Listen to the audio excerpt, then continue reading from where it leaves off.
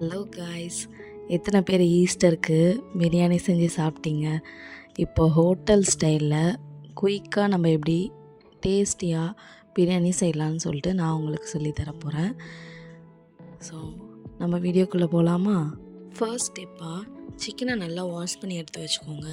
அதில் ginger garlic paste போட்டுக்கோங்க, curd, salt, chilli powder, red chilli powder இருக்கு இல்லையா, அது போட்டு நல்லா மேரினேட் பண்ணி வச்சுக்கோங்க.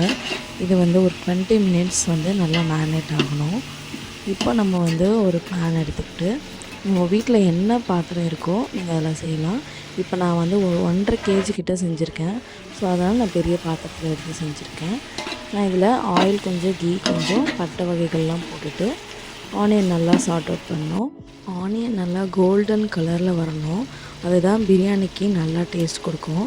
அதுக்கப்புறம் நீங்கள் டொமேட்டோ போட்டுக்கோங்க. டொமேட்டோ நல்லா வதங்கினதுக்கப்புறம் ஜிஞ்சர் கார்லிக் பேஸ்ட் சேர்த்துக்கோங்க. நீங்கள் ஃபஸ்ட்லேயே சேர்த்துட்டிங்கன்னா கொஞ்சம் ரொம்பவே அடி பிடிச்சிடும். இதுக்கப்புறம் மின்ட் லீஃப் நான் வாஷ் பண்ணி வச்சுருக்கேன், அதை போட்டுக்கோங்க. போட்டுட்டு நல்லா வதக்கி எடுத்துக்கோங்க. நீங்கள் அதை எந்த அளவுக்கு வதக்குறீங்களோ அப்போ தான் பிரியாணி நல்லாவே டேஸ்ட் கொடுக்கும். இப்போ நான் இதை நல்லா வதக்கிக்கிறேன். நான் சிக்கனை மேரினேட் பண்ணுற அளவுக்கு எனக்கு டைம் இல்லை. ஸோ அதனால் நான் அப்படியே சேர்த்துக்கிட்டேன். நீங்கள் மேரினேட் பண்ணி சேர்க்கும்பொழுது இன்னுமே டேஸ்ட் நல்லா வரும். பாருங்கள், இப்போ சிக்கனை சேர்த்துருக்கேன். சிக்கனை சேர்த்ததுக்கப்புறம் நல்லா வதக்கி விடுங்க. இப்போ 2 table spoon red chilli powder.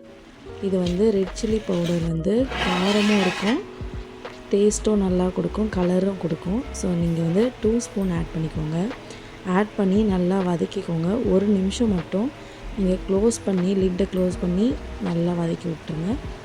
இந்த மாதிரி லிட்டை க்ளோஸ் பண்ணும்பொழுது நல்லா சிக்கன் சாஃப்டாக வெந்து எண்ணெய் தனியாக பிரிஞ்சு வந்திருக்கும். இப்போ கர்ட் ஆட் பண்ணிக்கோங்க. கர்ட் ரொம்ப புளிப்பாக இருக்க வேண்டாம், மீடியமான ஒரு புளிப்பில் இருந்தால் போதும். இதை நீங்கள் சேர்த்துட்டு நல்லா வதக்குங்க. திரும்பவும் நான் இங்கே பாஸ்மதி ரைஸை ஒரு 10 மினிட்ஸ் மட்டும் தண்ணி ஊற வச்சு எடுத்திருக்கேன். நீங்கள் புது அரிசியாக இருந்தால் 5 மினிட்ஸ் ஊற வச்சுக்கோங்க.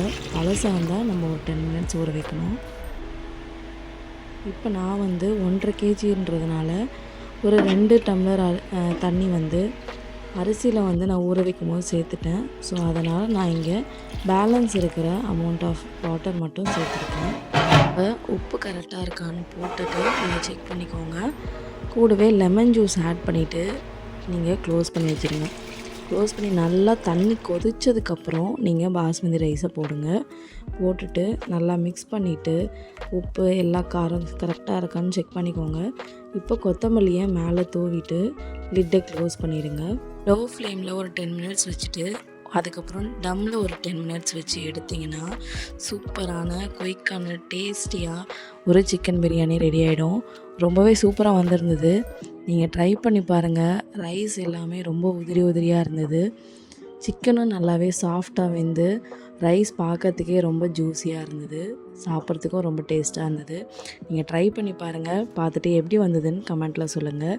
தேங்க்ஸ் ஃபார் வாட்சிங். பாய்.